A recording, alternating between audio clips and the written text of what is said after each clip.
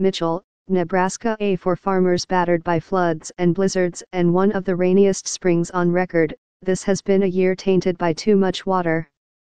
But suddenly, across more than 100,000 acres of Nebraska and Wyoming, there is no water to be found. The dirt is cracking. The beans are turning a sickly yellow. And the corn, which looked so promising just 2 weeks ago, is straining for fluid through long, scorching days. The countryside is suddenly parched because a century-old tunnel that carries irrigation water across more than 100 miles, from Wyoming to Nebraska, collapsed this month.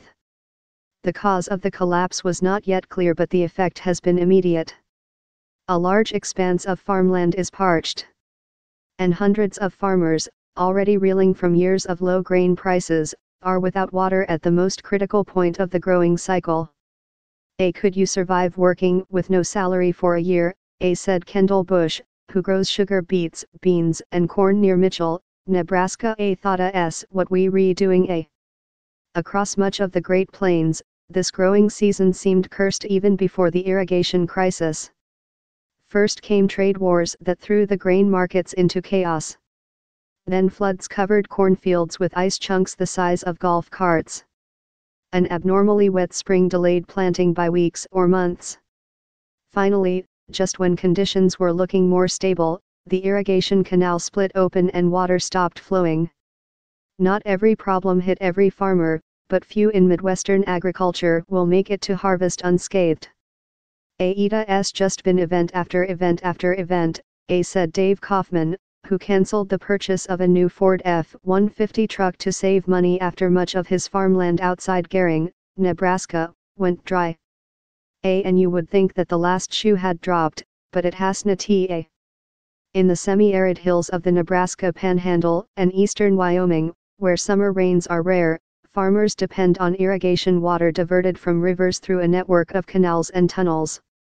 A portion of that canal system had for generations nourished corn, sugar beets, pinto beans and other crops with water siphoned from the North Platte River. That all changed July 17. Buzz Oliver, who grows corn and hay outside Fort Laramie, Wyoming, was out checking his crops early that morning when he noticed that a nearby cornfield had turned into a lake.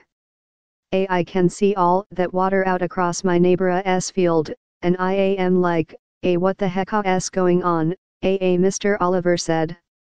A climb to the top of a hill revealed a worst-case scenario. Not far from his property, a roughly half-mile tunnel that carried water through a large hill had collapsed in the night, leaving a swift-moving current no room to advance.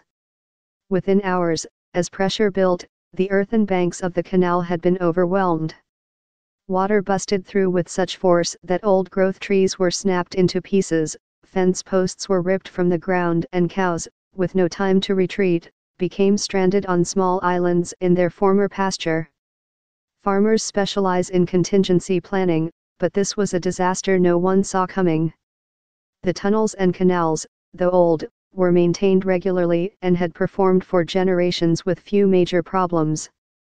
Though the cause of the breach was not yet identified, it was raising new questions about the reliance of American commerce on decaying infrastructure.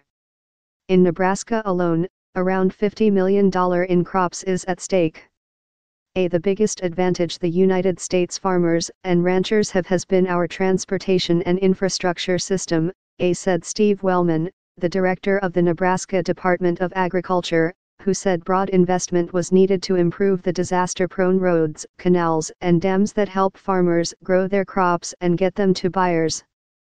The breach was another blow for Nebraska, where some $840 million in crops, livestock and land were damaged by floods and blizzards this spring, and where the governor has issued emergency declarations this year in 81 of 93 counties. Even as fields in western Nebraska were at risk of shriveling without hydration, some farmland in eastern Nebraska remained underwater, and other flood-damaged fields may not be usable for planting for years. Out in the state's far west, the canal failure came at an especially cruel moment. After soggy fields delayed planting, farmers spent heavily this spring on seed and fertilizer and labor to get their crops in the ground. By mid-July, the fields looked promising. Crops were approaching the point when irrigation becomes most important.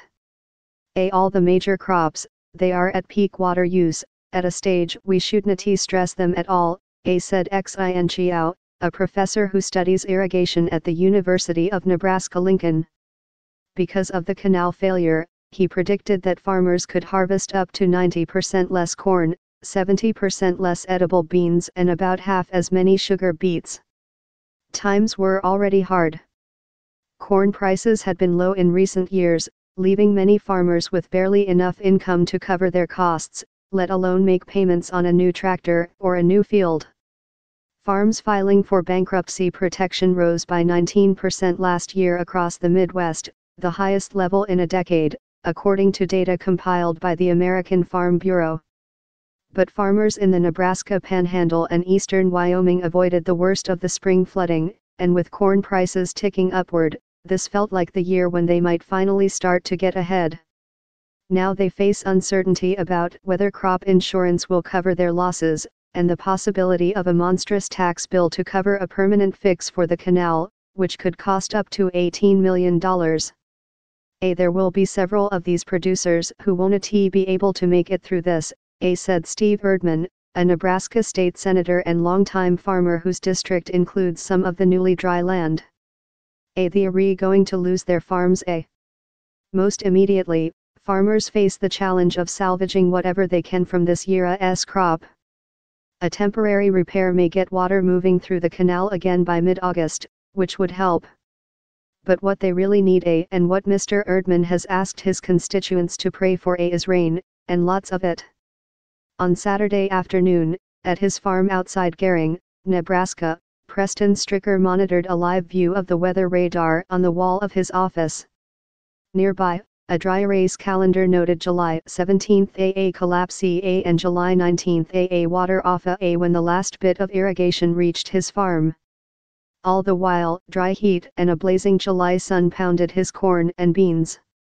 The beans take 1 or 2 timely rains, and that crop could turn out pretty good, Mr. Stricker said. With no rain, it could fail worse. A few hours later, the sun retreated and a thunderstorm blew through, dropping about a half inch of rain on his fields.